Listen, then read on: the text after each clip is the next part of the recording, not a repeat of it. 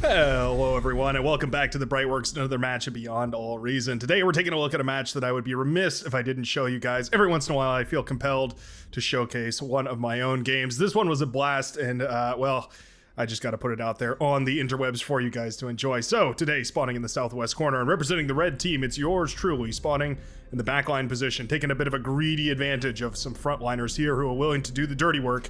It's none other than yours truly, the Brightworks himself. Now spawning on the side of the map and representing the blue team over here in the northeastern corner. Did I say southwest? Anyway, northeastern corner here.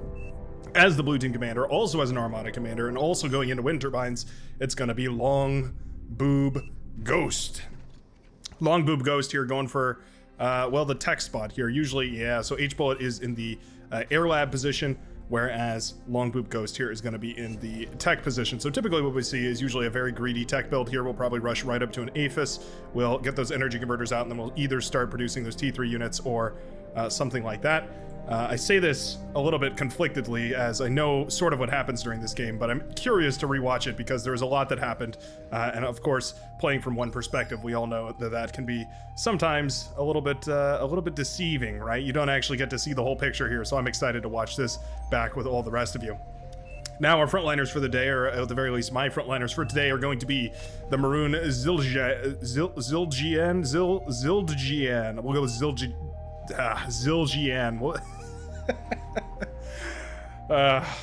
Love it. I absolutely love it. Zildjian here, the Maroon Commander, going to be going for some Cortex vehicles out here on the front lines, accompanied by Firebot, likewise going into Cortex vehicles. Also some LLTs here, trying to keep the front line safe, but neither of which going to get those Resbots out here. That's going to go to Sunfire, who already has a Resbot on the field, as well as a whole bunch of Grunts over on our side of the map, keeping our allies contained right now. Huge E-stall for Firebot. This Resbot is going to have a wonderful time feasting on all this juicy metal and sending it right on back to the lime green commander. Very nicely done. Naval players today. Lacopa going to be jumping into the naval field here as the orange commander on the southern sea. Going to be going up against Gerdin or maybe Gerdin. Either way here, the powder blue commander who has run forward here without capturing any of these metal extractors. So a little bit of a greedy, well, a little bit actually not greedy. It's a very rushed tactic right here. So not getting these metal extractors is going to mean less metal in the front, and it can be very difficult to deal with because, yeah, you're losing metal per second, right? 2.3, and there's 3 of them. And especially in the naval field, that can be very, very valuable to keep a hold of. But it does mean that you get your lab up roughly on time to start pumping out units and contesting the player on the other side of the map here. Now, Braycog, I do remember, said they didn't feel confident playing Navy, so they just decided to forfeit the naval sector here and instead just go for full-on static defense over on this lane. We'll have to see how well that goes out. So there's a nice scout plane coming across right now. Already, H-Bullet has gone across. For the explanation of what's going on back here, this is something that I wanted to take a look at because I know there was efficiencies that could have been improved right here, so I wanted to take a look at this as well. My strategy here was to go for a very, very early T2 lab in the air factory. So going for T2 air rather than the usual T2 bots, and then sending air constructors out to everybody. Gets the T2 deployed really quickly, but also allows us to tech at the same time that we're going for virtually everything else, right? So Sarcastic doing a wonderful job playing along with me here, trying to get the economy up and running. We're building some advanced solar panels right now, trying to at the very least, and then eventually going to go into a T2 air lab. That was the plan, right? So that we could eventually push out those really, really strong T2 Armada airplanes. Incisors on the front, very nice for engaging against these Grunts. Going to take essentially an equivalent but slightly more valuable fight right here. For both of these commanders, these incisors are going to do great work, at least until we get up to the Thug production. So we have a couple of them on the line here for Sunfire and more of them coming out in the back line. I do hope we're going to pump out some Resbots right here for the Lime Commander's sake. We've already got 2 of them on the front that have been cleaning up all these rocks right here. That's why we're able to go for such an expensive army on the top of what we've already produced. But obviously, that's a tremendous advantage right now. An advantage that's being negated here a little bit by new player 1 who has forgotten to claim that metal extractor. This lobby was absolutely the most toxic cesspool that I've ever joined in Beyond All Reason. As soon as I joined this lobby, they were complaining, especially about this OG Huggy Bear guy who's spawning over here in the pond position. Everyone and their mother was complaining about that player, so I was, yeah, excited to jump on in here and get my hands dirty. Just a little bit of background information, right? A little bit of foreshadowing on what this lobby was like. So expect to see some pretty interesting, yeah, conversation happening. So Sarcastic doing an excellent job of keeping up with the scaling right here, basically just both of us working together. You can see that with with the commander going down right here, I still have tons and tons of metal because all of it is being sent over by Sarcastic, and this actually hurt me in the end because I didn't know how to spend it all as quickly as I wanted to. And so you'll see that I leak a little bit of metal here and there, and I think that's definitely because this build needs to be improved, right? But going for 3 solar panels as well as 2 constructors building a whole bunch of wind turbines seems to have worked out pretty well. It does mean that the air lab comes up significantly slower, as well as virtually everything is kind of delayed a little bit, but the T2 lab comes online very quickly, and then you don't have to go into anything else. You can just go straight into the T2 lab. So there we go. I start up my T2 lab right now. Gonna start powering that out with the solar panels as well as the metal here from the lab that you can see these constructors eating up. I made a whole bunch of constructors so that I could eventually hand these over to Sarcastic, which you'll see eventually here. It was an interesting build, but it is definitely needs a little bit of refinement here. Meanwhile, the front lines are looking pretty sturdy as long as these vehicles can hold right here. Commander goes down right there for Lieutenant Greenleaf, sacrificed, by the way, not killed. So, you know, a controlled demolition, if you will. But yeah, these medium tanks are going to make it really difficult to push through this as long as they're alive. Oh, they're getting real scuffed up over here. I guess that's the incisor. Those medium tanks are still looking all right. If those medium tanks can catch the whistlers right here, that'd be wonderful, but I think those stouts here guarding the whistlers are going to do a wonderful job of warding off the brutes from getting any closer right now. Tremendous advantage right here, though, for the blue team on the, on this entire part of the island over here. Let's check in with our Navy. We do have dolphin production going up against a whole bunch of these herrings. Sorry, I almost called them lashers. The herrings here, the missile boats for the Cortex faction. It's actually an interesting idea to go for a whole bunch of these herrings. They're extremely, extremely good. They have a tremendous range, but you definitely don't want them in close combat like this. These dolphins are going to tear them apart absolutely here. As you can see, just 3 of those dolphins taking down, well, 3 of those boats, but only 1 of the dolphins died right there. So it was definitely well worth it. Gurdon over here going to reclaim some of that wreckage. You have to be so careful about throwing away your Navy. Otherwise, yeah, you can lose a tremendous amount of metal, and it can be over just like that. And I just saw just briefly there's about, over 1,000 metal left in reclaim over here on the front line. So I'd love to see some resbots pumped out right here for the players over on the fronts. We do have a T2 lab come up over here as well from Lieutenant Greenleaf, who's just going to start reinforcing. And you can see those T2 airplanes are now heading out on the map here. I think I gave them to the frontliners first and foremost. I think, or no, sorry, not the frontliners, the mid laners here. So basically going to be Yamato as well as Lieutenant Greenleaf, both of which receiving a T2 constructor so that they don't have to build one of their own and can just go into full-blown support here. And I think that was absolutely the right decision. Giving it to these T1 guys that are fighting on the front line, it's good and all, but it also means that they're going to be a little distracted, and I think it's probably more efficient to just hand those constructors off to somebody who's going to have a little more APM to spend microing them properly in the backlines. And I think overall, I like that decision here. So you can see I handed over these constructors. I ate the corpse of Sarcastic here in order to fund the lab and the constructors and all that sort of stuff. So you can see I'm starting up T2 metal extractors here, trying to get a T2 economy up and running. And you can see the last thing I'm going to do is produce a, the last constructor I'm going to produce is one for Sarcastic over here before going directly into nope, sorry, I should change that up any second here before going into a EMP bomber. Oh, come on. Come on, Mr. Brightworks. Oh, I guess I'm going to pump out all the buildings here first. Anyway, the plan is EMP bombers. I wanted to get some of those EMP bombers out on the field here. And I knew time was limited, right? When you're working with these situations, time is absolutely of the essence because you know that as soon as your front line collapses, there's not really any way to come back from that. Short of like a full-blown T2 transition or anything like that. So that's why it was so crucial that everybody got their T2 up, because in case the front line fell, that was the only way we were going to be able to hold on here.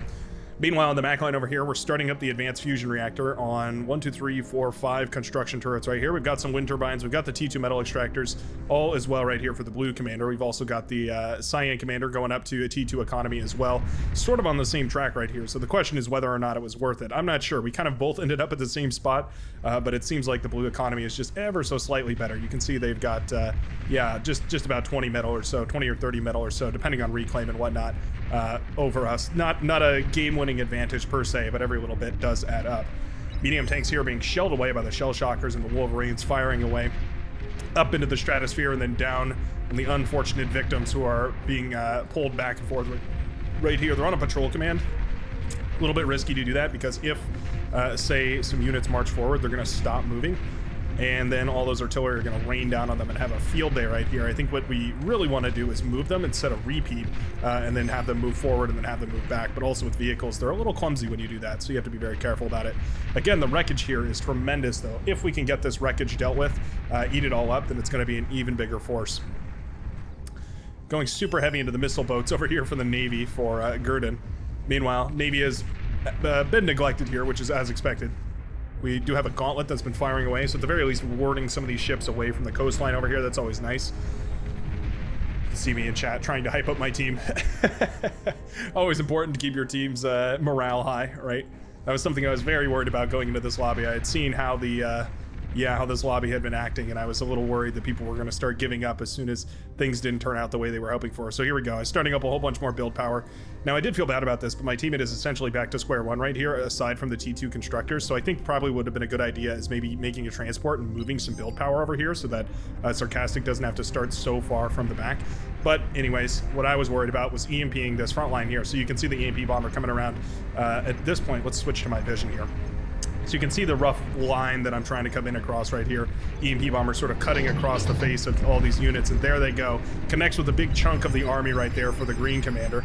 EMP bombers recharge extremely quick too, so this thing is very, very valuable as far as usability on the front lines, especially without the air forces on the front to hold. And there we go. The trigger is pulled right there by the Maroon commanders, as well as those hounds now hit the front lines. But that means that a tremendous portion of this is all paralyzed. There goes some of those shell shockers as well. All the T1 basically going to be cleaned up right there. Absolutely wonderful. Love that EMP bomber. That was super, super efficient. I absolutely fell in love with that play. I think that early EMP bomber completely turned the tide of this frontline engagement, shut down so much of the army, and made this such an efficient fight. All those T2 hounds ravaging the T1, and then our T1 forces can just slowly whittle away what remains, what little remains that isn't deactivated right here on the front lines. Super, super good to see. Lacopa losing most of the Navy, but also de-gunning down most of the Navy for Gurdon here. A little, I guess, essentially an equivalent exchange. Commander goes down on the front line right here to a whole bunch of those T2 hounds that were pushing forward. Hounds trying to hunt down these shell shockers. Absolutely the right play here. There you go. You can see just how much damage they do. My goodness. It's about 33% of the health off of each of those shell shockers with every volley that the hounds fire. There's 4 of them too, so I don't have to be a math whiz to tell you that those are going to melt away quick. Down go the shell shockers. Those hounds are going on a tear right now. Shuriken up in the air finally to push back some of these medium tanks. Sunfire in a precarious position. There's so many missile trucks here, though, that those Shuriken are going to be shot down, and eventually the medium tanks are going to get back to firing. Nice D-guns right there by Sunfire. Does manage to put in a good amount of work with those. Hounds still running through, but heavy tanks are out now. They're going to start pushing across. These heavy tanks could save the day here from Natterzane. The T2 lab feels a little bit late, but those, T2 units are basically the only thing that's going to be here to save the day. A lot of shell shockers right here. Shell shockers not ideal as a frontline unit, and love the res bots included here as well. All that metal going back to Lieutenant Greenleaf over here means that the economy is going to be booming. So you can see I've got the anti-nuke up and running in the backline here. I didn't forget. I finally learned my lesson. It only took me, gosh, I don't know, a year of playing Beyond All Reason. At the very least, a year of commentating these matches. Sunfire right here in a precarious spot. Still trying to upgrade to T2, but doesn't quite have the production base for T1 or T2. No build power over here, I do mean. So that, Lime Green Commander is still hanging on by the skin of his teeth. That's a weird image. I don't think I've used that phrase correctly, but anyways, you get what I mean. The Commander's Cloak, so at the very least it'll be doing a good job of de-gunning down some of these tanks right here. Shell shockers all fire at that Commander. Good thing it moved. Absolutely would have taken some serious hits right there if it hadn't. Still a devastating push right there, though. Big old naval engagement.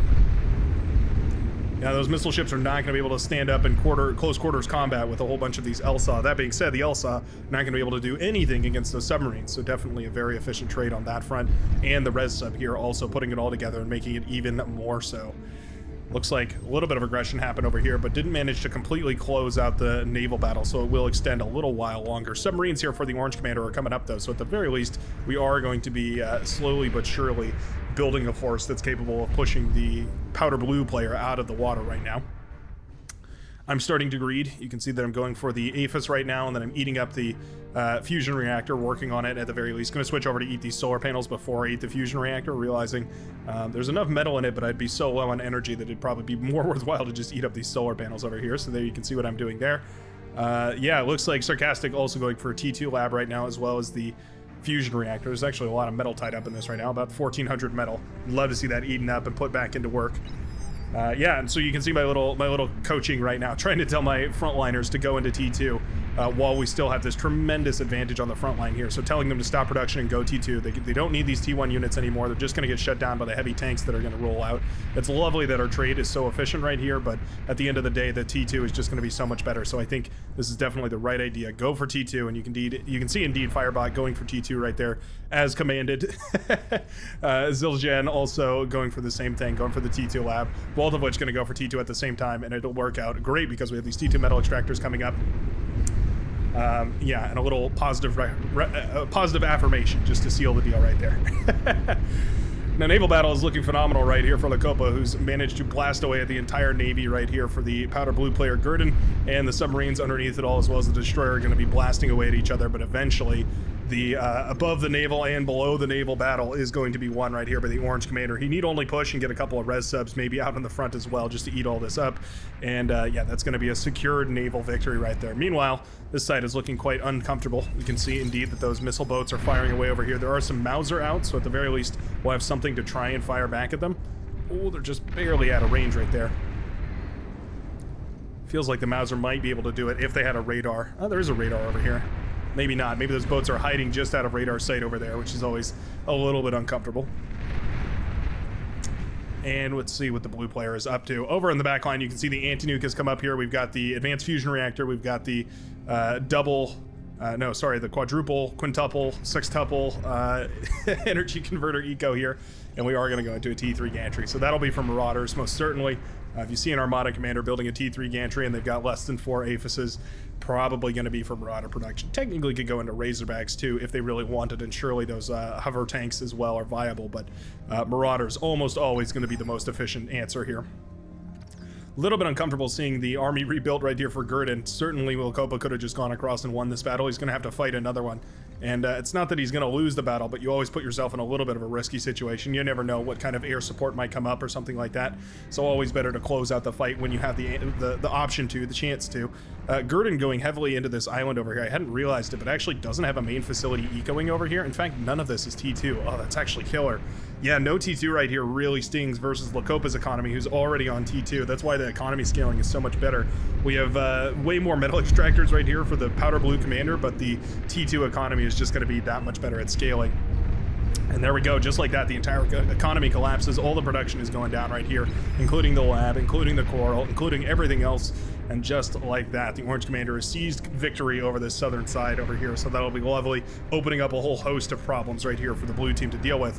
And there we go, those Marauders are now running about over here on the map. And you can see there's some of those torpedo bombers. One of the other perks of having the T2 laboratory, of course, you have the torpedo bombers, which are very powerful at dealing with a whole bunch of this stuff. You can see the air player not quite aware of the bombing over there. Tricky, very tricky. Marauder have hit the field though. Yeah, those gunships really hurt the Wasps. That's exactly why I said to go T2 though. Once you get those T2 out and about, then it really starts to become less efficient to send those gunships in, especially if you can afford some of that better anti-air. Marauder being blasted away by the snipers over here, actually quite nice. One of, if not the most efficient way to deal with those Marauder. See me requesting that we send AA trucks all over the place. Seeing that many fighters and seeing that many gunships over here, I don't have a tremendous fighter wall because I've been focusing on support so much here that I'm trying to alert my team that I need AA all over the place. So that was well worth letting everybody know about. You can see the pink commander sending me a whole bunch of metal as well. Everybody trying to contribute as much as possible to building up a powerful eco here in the backlines. And now the Marauder come into play. Looks like the green player dropped here for just a second. Yeah, looks like Natterzine going to take over the Navy right here. I'm not sure exactly why. Green player must have just disconnected. Oh yeah, there he is. Connection attempt from Dell winning here. So going to be getting back into the game. Not a rage quit. I'd be a little concerned if this was a rage quit for some reason. Wins the naval battle and then rage quits. Doesn't seem quite appropriate. A lot of Marauders building up right here. What are we at now? 12 and counting. Yeah, more and more Marauders being pumped out right here. Double APHIS economy really does put Marauders together pretty quickly here. Yeah, we're looking at roughly 1,000 metal per Marauder, and we're looking at about 100-ish metal per second of production. Certainly well worth it. Got a lot of energy converters over here as well. A little cursory economy built over in that corner. Love to see it. At this point, eating up the T2 lab and going for nothing but these advanced fusion reactors over here. You can see my priorities are essentially just building up a tremendous eco as much as possible is basically all I'm worried about.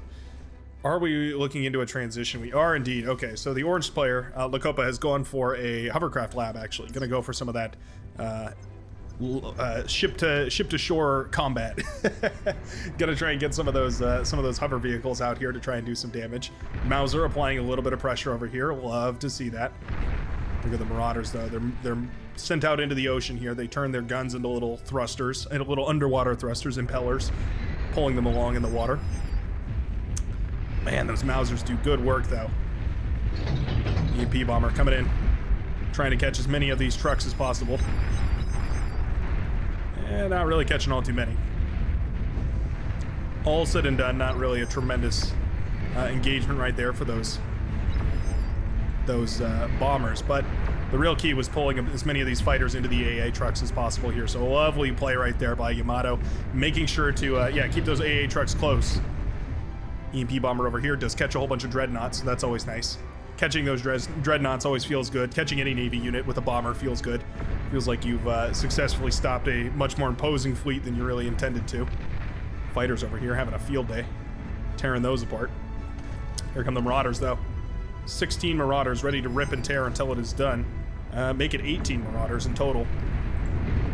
Looks like we're going into Razorback production. There's also a nuke that's been built over here by Longboob Ghost. Going to be going for some proper thermonuclear detonations here. Marauders are pinged. Everybody is looking at them, but nobody has a solution right now. You can see as soon as those Marauders start up, I reach back into my base, and the first thing that comes to my mind is building a whole bunch of EMP crafts. You can see me self-destruct this thing and just go into a T2 air lab here just so that we can, at the very least, do something. Anyways, Marauder are sent across. Air forces as well, covering the Marauders to make sure that, it's something like EMP bombers doesn't shut them down here. AA trucks not enough to stop those fighters, and here they go, flying into the main base over here. Marauders taking out the base of Yamato, taking out the anti-nuke, taking out the metal extractors, taking out basically everything. A whole bunch of Marauders have been split over on this side. 8 Marauders headed directly towards the economy of Lieutenant Greenleaf. He didn't get the APHIS up and running, and at this point, probably a good thing that he didn't. That APHIS probably could have caused a lot of grief if it had exploded back there, but luckily for the tank commander, it's not going to happen here. These Marauders are headed directly towards the Orange commander's base. Couple of pit bulls up and running, though, at the very least. EMP bombers sent in that direction to try and save this base, try and do whatever they can. Always tricky. Fighters sent over in that direction as well. Marauders sent to go clean up this base, and this is devastation right here for Braycog, who's been building this wonderful economy this entire time. Does not have any defenses up, though, and so will lose everything to the Marauders coming across the map and blasting apart those advanced fusion reactors. Devastating explosion. Cleans up a lot of the Marauders, though, at the very least. Anti-air turrets firing away at whatever they can. Bunch of T1 anti-air, not tremendously impressive, I have to say. Meanwhile, hover tanks on this side of the map have been sent across. Yeah, hover tanks completely walking across. My goodness. There is Razorback. We could micro Razorback. Just checking over here. Yeah, Marauders tear apart a large portion of the base over there, but an EMP bomber will clean it up. All right, Razorback is out to clean out these tanks, though. Okay. Longboob Ghost, busy microing across the map, doesn't send the Razorback back. Oh no. Oh no, there goes all the build power right there. Gonna shut off that Razorback as well, turning off the production base. Energy converters go boom. Everything is at risk over here. Nuclear launcher is spotted as well. That'll be blasted apart here. An assurance here, at the very least, to keep this team intact. Those we're gonna target down the APHISes? We definitely should target down the APHIS, if at all possible. Not gonna be the case here. At least this eco goes up in smoke. This is a devastating counterattack right here. So we lost 1, 2, 3-ish bases, 3 or 4 bases right here. But this shuts down a tremendous amount of the production in the back right here. You can see this T3 lab without its constituent build power here. It's not really going to be able to do anything. The Razorback is finally sent back in this direction, but I think the Wasps will be the key heroes here in cleaning up all of this right now. Excellently timed aggression right there. While the blue player was busy across the map, it looks like the orange player was able to, go ahead and sneak some hovercraft through and actually do a little bit of damage there. Very nicely done. The Razorbacks are out on the front line here, and I recognize that, so one of the things that I went for was a couple Razorbacks myself here. You can see me starting up production right now on 2 APHISes. A little bit less APHIS power than I would imagine. I probably should have gone for a couple more energy converters as well. You can see me leaking a whole bunch of energy right now. Definitely not ideal.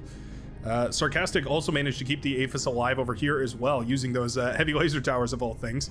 I guess any static defense is going to do the job if the unit is EMP'd, so excellent job there. Hover tanks making a tear through this part of the base as well. No static defense was in place over in this side. Fair enough. I mean, why would you really defend this? I guess a Pulsar 2 here can be nice for defending your shoreline, but other than that, these hover tank have done some tremendous damage, and here they go into the main base of the green player. Now, there is a Scorpion turret coming up, and well, the second one has already been built, firing away at whatever they can. They will do some excellent work against those tanks right there, and just like that, those hover tanks will be cleaned up. Okay, nicely done. Also pulls back the Razorbacks in that direction, which is always nice. Makes for a lovely time, saving our front line at the very least from barrage over there. Geothermal cannon firing away at some of these dreadnoughts, actually doing a significant amount of damage. Brings one of them to 25 and one of them to 35. Very, very nicely done. Always very good. Anti-nuke coming up here. It's actually finished, but not fully charged right now for OG Huggy Bear. T3 units coming out. Now these Razorbacks rather are sort of a last-minute response, right? I want to get back into ecoing, want to get full-blown T2 air production up and running, but it just isn't feasible on this many APHISes here. I need about 4 APHIS to go into as much T2 air as I really want to. So these Razorback are basically just going to have to do until eventually they can be replaced by some even bigger units. Titans or Juggernauts or just 30 more Razorbacks always does the ticket. You can see me also starting up a couple of these Junos over here. I feel like this match really is the quintessential definition of exactly everything that I usually forget actually being remembered and used on time. The Juno missiles were built preemptively here before tick spam starts coming up. The anti-nuke was remembered as well to keep us safe from nuclear assault, which would have been powerful because this nuke was almost charged and ready to fire here, but in the end, not the case.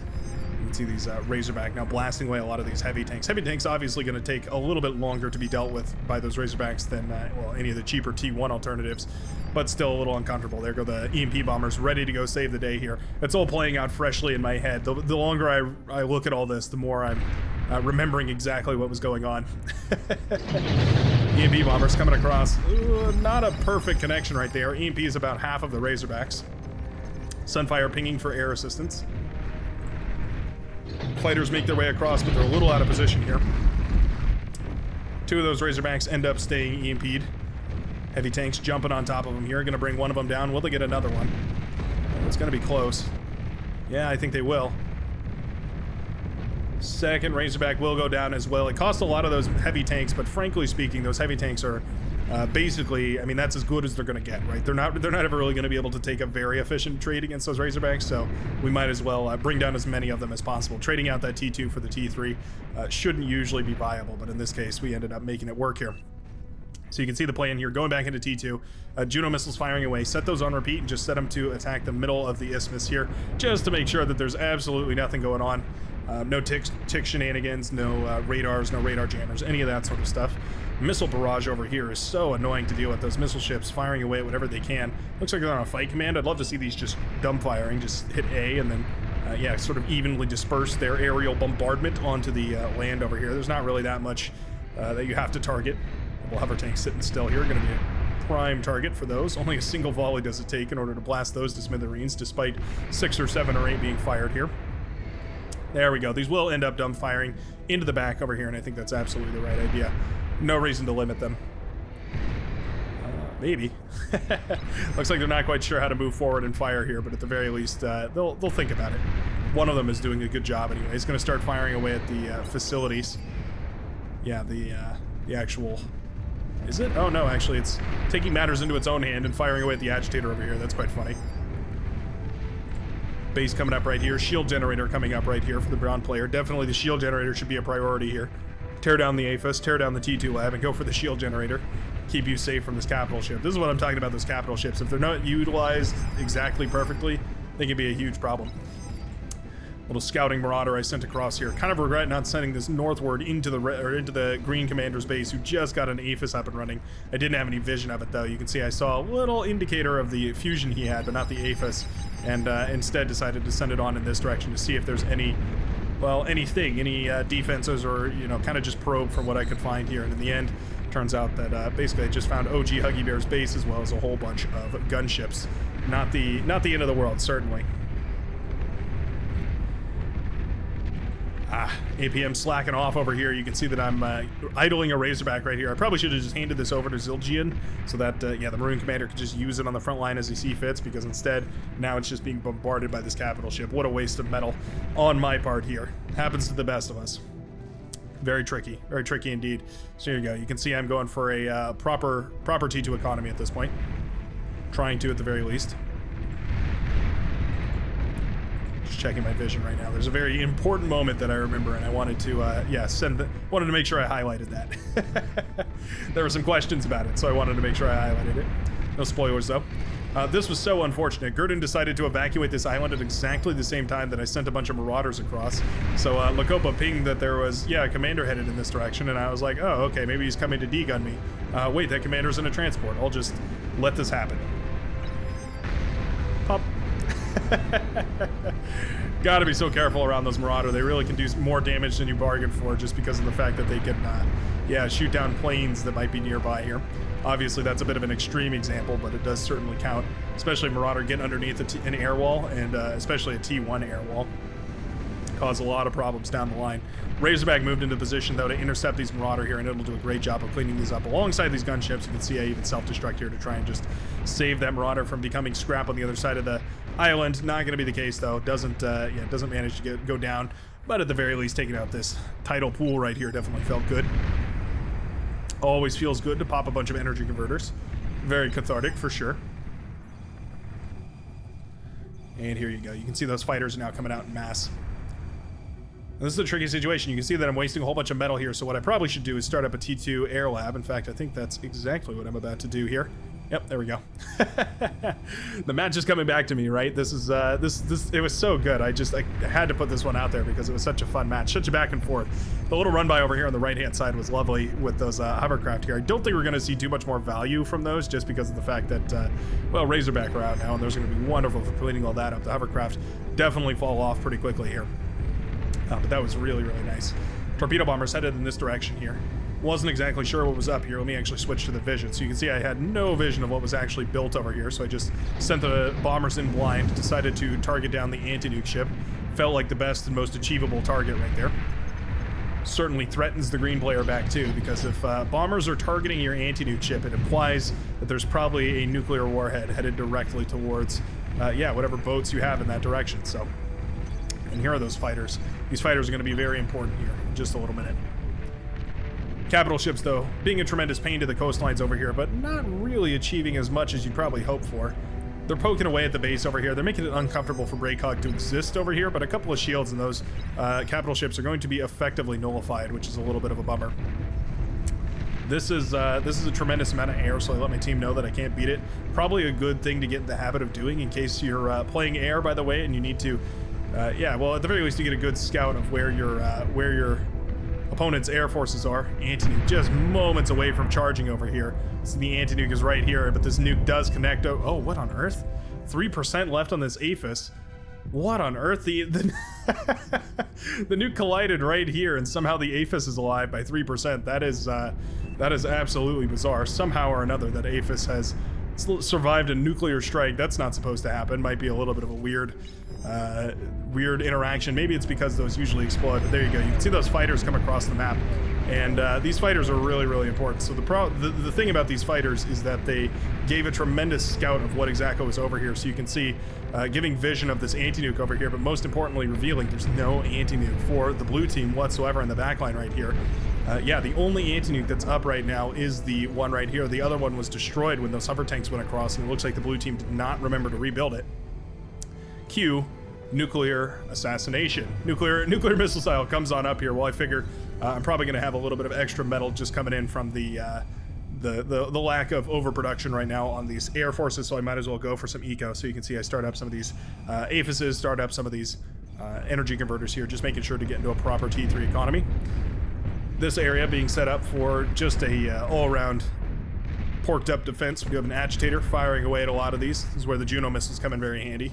Should see those firing any second now. Yeah, almost charged right there. There it goes. firing away over here, and it will stop those ticks from running on forward. It's what those Razorbacks are for, and indeed I handed those Razorbacks over eventually. Always important. How are we using this naval? Oh my goodness, we're going into a third capital ship. My goodness. A couple of missile ships would do way better over here. See, I sent a couple of bombers over in this direction to shut down these energy converters they were building off my shoreline. Not sure why they were building energy converters off my shoreline, but I didn't want it regardless. So yeah, energy converters away. Pops the constructor there too, which is always nice. Always have to be careful about that. Nuclear missile almost charged right here. APHIS starting up as well. It's always easy to forget to continue scaling, but maybe this is a good example of how to properly do it. You want to make sure that you're producing and then scaling, and producing and then scaling. So more than 3 tech transitions have happened at this point, and I just got to get a clip of this as the nuke is launched. Vanguard waddling away in the background here as well. Airplanes launching away. And up goes the nuclear missile. Fired well into the sky and directly towards the backline. Oh wow, look at that synchrony. 2 missiles fired at the same time. Another nuke up in the air here. That one's headed directly towards our tan player, I do believe, but this one is headed right into the heart of the blue base, and down goes H-Bullet's entire facility. Those APHISes are targeted right there, and that pops a major proponent of the economy right here for the blue team. You can see immediately the eco falls off right here, and the blue team is down to just 550 metal per second, while we're lingering around 850. At this point, blue player must have felt a little secure, the fact that there's an anti-nuke right over here, but I happen to know exactly where that anti-nuke radius ends, so I've got the next one ready and charged whenever that should happen. Meanwhile, that other nuke, did it get shot down? Oh no, it took out the front line right here. Took out all of this. You can see the aftermath of that nuclear explosion over here. This was a moment I was very glad that I had built some of those Razorbacks and sent them to the front line. It was a minor battle, but it definitely felt like a victory. Pushing back those Razorbacks, injuring one of them so badly here, definitely felt like a tremendous use of metal right here. A good efficient use of metal, that is. Vanguard are excellent at dealing a lot of damage over a tremendous area, but I don't like how far back these are. I wish these would step a little further forward, just so they could fire out into the isthmus rather than just hanging out, yeah, kind of lackadaisically out in the middle of nowhere. Nuke is almost recharged, and I did learn that the stats here sort of lie to you. The nuke does not actually recharge faster. Yeah, the experience goes up, but it actually doesn't recharge faster. It's a little bit of a UI lie, maybe a bug you could say, but it's yeah, definitely not meant as a it's not meant to recharge faster, and it certainly doesn't. It just says that it does. EMP bombers coming across over in this direction, trying to shut down those ducks right there, and doing a pretty good job of it. Nuclear missile is up in the air though. I was so relieved. So relieved not to see an anti-nuke fired at this moment. I knew exactly that this was going to connect. Nuke travels across the map right here and finds exactly the one remaining weakness here in the blue anti-nuke net, squeezing into the back line right there and targets the very back. Pops the APHIS, pops the nuke launcher, pops the entire blue base. Not a single building left standing. Sends the blue player back to the Stone Age, and just like that, Long Boob Ghost is knocked out of this game. That was cathartic, and I'm glad to see that. I'll tell you what, it was a little hard to gauge how big of an effect that had in the game, but I knew it had to be pretty good. That is relieving to see that at the very least those nuclear connections were efficient. Fighter production starts up immediately again, trying to get more and more fighters up into the air. And we're working on sending some ticks across over here. I guess my teammate didn't realize that I was Junoing this middle island right here. And there we go. There you can see in the chat. That was sketchy. Did he even scout blue? So the answer to your question, which is a fair question because I asked that question a lot as well, is yeah, apparently I did. I didn't even realize until watching this replay after the fact that the scout was actually those fighters I had sent across, because the only map information I had was that there was an anti-nuke right here at OG Huggy Bear's base, but it turns out all that information was perfectly correct right there. So the nuke does connect, and that's going to mean, yeah, just a whopping advantage for us at this point. We've got 1,000 metal per second versus about 650 metal per second for the blue team. It's only a matter of continuing to grow the advantage and press the advantage slowly but surely here. I'm going to go ahead and speed it up because I know there's a bit of a stagnation right here in the middle of the map. There's a spy bot taking a little peek at what we're doing over here. Very good to see. Thor moving forward as well, trying to do a little bit of damage over here. At this point, I was onto a big mixed composition. See, another nuke was sent up in the air here, but anti-nuke was available for the blue team, and so we'll shoot that one down. At the very least, the blue team is spared of any nuclear harassment from this point on. Thor marches forward only to meet stiff opposition here, sending in the EMP bombers, though, to try and soften up some of this target, try and make that Thor a little more viable right there. Certainly feels like it did a decent enough job. Thor also has an EMP missile, which is important to remember. In hindsight, though, I'm not sure this was really that efficient. It allowed that Thor to get in there and get a couple more shots than I think it normally would have. But all said and done, I'm not exactly sure if that was a worthwhile trade right here. At the very least, the geothermal is shredding apart its friendly forces, but down goes that Thor. Vanguard would have done wonderfully right there, though, if they had stepped forward. Bunch of ticks trying to run on by this single hero LLT, blasting all of them to smithereens whenever the Juno missile is not connecting over here, which is always important to keep the isthmus clear whenever possible, anyways. There you go. Even start up a couple more Janus missiles in the back.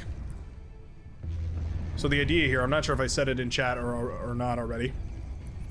Well, anyway, what I was thinking about is effectively what I wanted to do was have everybody make Marauders, and then we do a big run by, and specifically a run by on the green player over here who didn't have a tremendous amount of in the water defenses, has all those capital ships, but not a whole lot of anti-submarine attacks or abilities.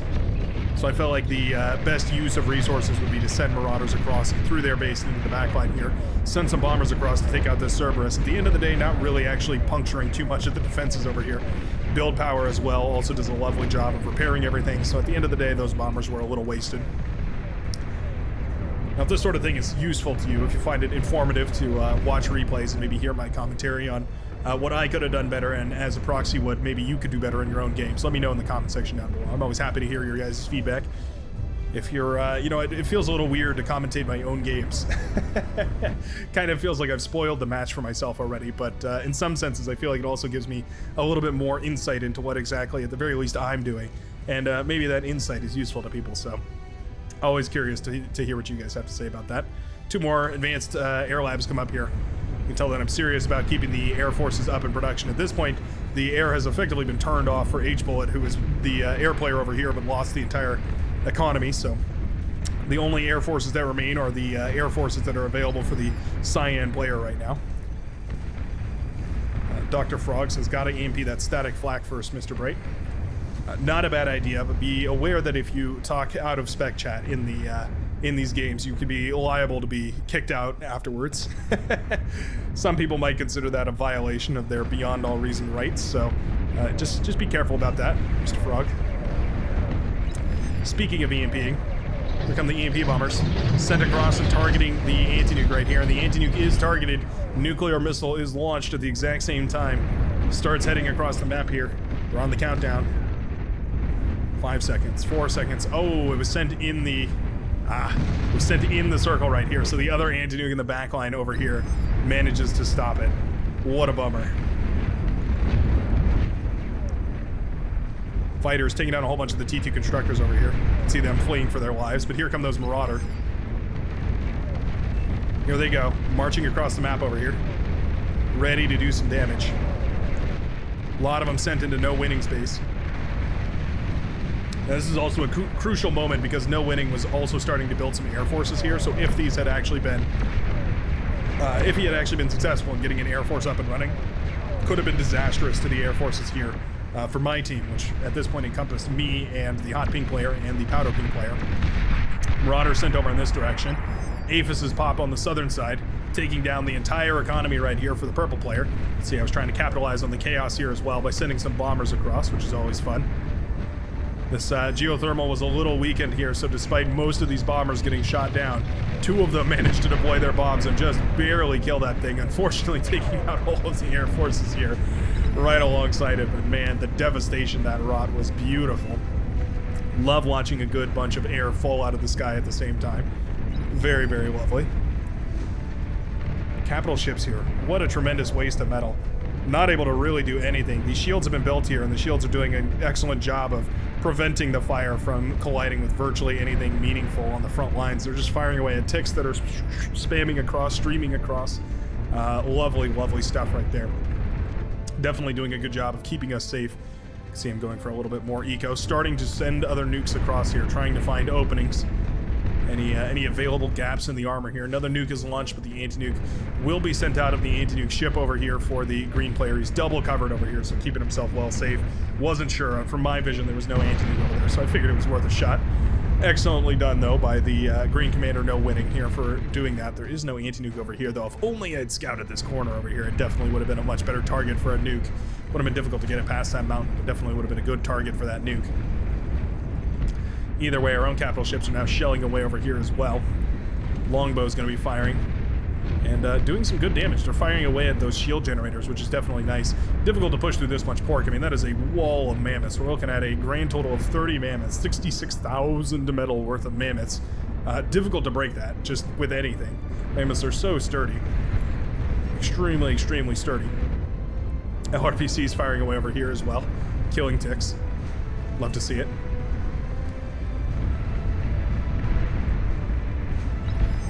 Here come the Thors, though. Let's see my command. Just EMP these, I say. Sending the Thors across to try and EMP those. Felt like the right decision here. Juno missile also going to cover these Thors so they don't have to waste any more shots on these ticks over here. Man, the Juno missile has probably done so much work this game just by blowing up ticks. I wish I could see the exact metal that the Juno missile has done in tick destruction. Thors fire their EMP missile, singular here. There's definitely a lot more missiles we probably should fire here. Either way, EMP missile does connect. I didn't start the nuke soon enough, though. You can see the nuke isn't even out of the chamber, so that EMP countdown is already there. Fire another one. Fire another one. Oh no, the EMPs aren't going to connect here. Those do come off their EMP and will fire their anti-nuke missile. That hurts. The plan was there. The execution was just a couple seconds off. I think if those EMP missiles had fired twice, that probably could have wiped out that entire section right there, but alas, not going to be the case. Nuke is shot out of the sky, luckily here for the green team, going to mean that those mammoths can start their march forward here. Now, this is a time that I was glad to have a whole bunch of EMP bombers. Mammoths extremely resilient against EMP, very, very resistant to it. So having enough EMP bombers to actually clean them up nicely is more of a task than you might imagine. Vanguard climbing up onto the mountain over here. Actually a really nice position for them. Love that they can also fire out to that capital ship here. Geothermal also firing on that capital ship, bringing it down to 42%. Love to see it. This was scary. You can see this Thor was the only vision we had over here. And yeah, that's never a friendly army to be watching march towards your base. You can see the loads and loads and loads of mammoths marching forward right here. EMP bombers are going to have to come to the rescue right now because we do not really have the forces to deal with this. I mean, we have a lot of Zars over here, so at the very least the Zars will put in some good work against any clumped up units over here. But yeah, this is definitely a little bit dangerous. Hello, Mr. Brightworks. Your EMP bombers are waiting. There they go. EMP bombers finally going to head on over in that direction. Scoutcraft gets a nice look over here on the right-hand side, which is really good to see. EMP bombers focusing on the Razorbacks, as those are the perceived threat right here. Realistically, the Mammoths probably would have been a better target right now, but EMPing those Razorbacks, at the very least making sure they can't contribute, definitely valuable right here. Now, fighters have been positioned all over the map here, so you can see that H-Bullet is a little slow to pull them right now. They're finally headed back across the map, but those EMP bombers have already stunned at least a majority of these units over here. Connect with the Pulsars over here as well, which is going to stop those the Starlights over here. Always get those mixed up. The Pencil Neck Giraffes from, blasting away at some of the heavy hitters over here. Certainly this push was damaging, but it wasn't all destructive. Didn't completely tatter us, so certainly well worthwhile. Bombers having a little bit of a fit here, trying to find the right connection. Managed to catch a whole bunch of these mammoths right here, though, which definitely feels good. And again, the fighters are out of position right here.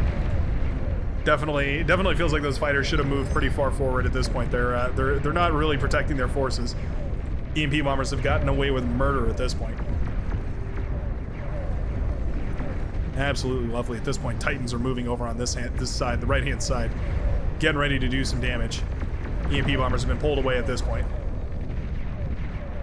Vanguard have been firing away at these capital ships for a good long while, trying desperately to melt them down. EMP bombers coming in for a second wave. Marauders accompanying those. Nicely done. Yeah, the Marauders have been built en masse right here by the Hot Pink Commander who sent them out into the ocean. Gonna send hundreds and hundreds of Marauders over here. Well, not hundreds. Let's see exactly how many. 39 Marauder, give or take, over in that direction. EMP bombers gonna target down the anti-nukes right there. Ooh, did I fire the nuke in time? Absolutely not. Nuke is nowhere even out of the chamber. It's a trick that's so hard to pull off. Definitely need to practice that a little bit. Otherwise, this area would have been completely toast. Now, the EMP bombers work so well in tandem with these Thors because of the fact that the Thors obviously are immune to EMP, but also the fact that they have their little EMP laser, which means that if you EMP something, the Thor can keep it essentially perpetually EMP'd, which, yeah, very, very, very valuable. Not gonna matter too much, though. The green economy goes up in smoke right here. The Titans are still pushing forward on this right-hand side. These Marauder are still going in this direction. No splits to be seen. Oh yeah, those Marauder are pushing right up against those fusions. I guess with the plasma shields right here, it's gonna be tricky to get the shots off. Giving a little smooch to the aphises right here of Sunfire. Boom goes the base. It also takes out, it's a little bit of, cursory friendly fire over here. It takes out the T2 lab for the purple commander, and at this point, the Air Forces didn't really bother me at this point. I can't remember why on earth I decided to do this, but it felt like the right decision here. Sending the EMP bombers across and absolutely stunning to the high heavens everything over on this side of the map. Absolutely everything. Build power goes down, aphises go down, everything goes down right here. I guess I saw the Titans and decided now was the time. Air player has dropped out of the game at this point, and no longer controlling any of these air forces here. You can see the fighters have been pulled for the hot pink player, although a lot of them just went down to the... Oh, are those T1? No, those are T2 fighters. Just a lot of them went down to the flak over there. EMP bombers just stunning everything that they can, giving these Titans as good an opportunity as possible to march on into this base right here. You can see that the Cyan player tapping out of this game means that these fighters were not moving back to clean all that up. Bombers now going to ravage this side of the map as well, and the T3 units are ready to start marching forward. Razorbacks and Thors all pushing as far and as fast as they humanly can. Titans continue to march forward. Natter zone. Not microing this commander back here. Took over the Cyan base, but not microing the commander over here. Going to mean that these Titans have free reign to pop that advanced fusion reactor. Natter zone finally micros the commander. We're going to go in for the D-gun. Got a cloak and D-gun. My fighters were pulled. Realistically here, an after-action report, in an analysis of all this, realistically, I should have been sending fighters across the map in big waves from the very start. Because the air player was taken out. I hadn't thought about that, but because I took out the air player with the nuke, it meant that they only had a limited number of fighters, so they were extremely vulnerable to bombing. And realistically, that probably would have been a much quicker way to end out this game. Things that I learned while playing this. Things that I'm sure pros would be able to point at and say, yeah, that's exactly what you should have done at the 20-minute mark, 30-minute mark. Huggy Bear's commander goes down, opening up a nice little pathway here for the Titans by nuking down all those wind turbines right here. As you can see, nice clean path, smiley face. As those Titans head on towards the last remaining bastion of production right here. Sunfire hiding his commander in the back over here, trying desperately to keep it alive. Those mammoths without power are not going to be able to fire anything. And at this point, it's only a matter of cleaning up all the rest of the blue facilities here. EMP bombers coming out, but man, are those Titans averse to it. They don't seem to care whatsoever about the EMP bombs.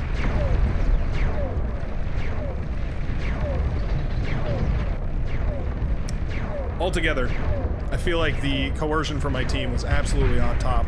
The hovercraft run by over on this right-hand side was just absolutely phenomenal. The fact that they managed to get into Blue's base and take down the anti-nuke obviously allowed me to get that killer nuke off in the mid-game there. But also just the fact that, I had the awareness to send those hover tanks across at the same time that Blue was microing across the map. Absolutely beautiful play right there. Despite losing 4 bases in the early game, managing a comeback and managing to claw back into this game right here. Absolutely phenomenal plays by everyone on this team, and I just, well, I've said it already, but I had to show you this game just because of how wonderful it looks. Sunfire claiming, well, a whole bunch of awards right here. I guess those mammoths really put in some work, but other than that, definitely well played to everybody today. If you enjoyed this match, and if you would like to see more of my own games casted for, maybe a little bit of a different sort of style of casting, feel free to let me know about that down in the comment section below. Or if you just like to see the Brightworks grow exponentially, feel free to just hit that subscribe button. Get notified every time a new video goes live once a day, if not twice if we do a live stream on Tuesday and Saturday. So feel free to tune in for those as well. But anyways, I'll let you go, and I will see you in the very next Beyond Our Reason video. Peace out, folks.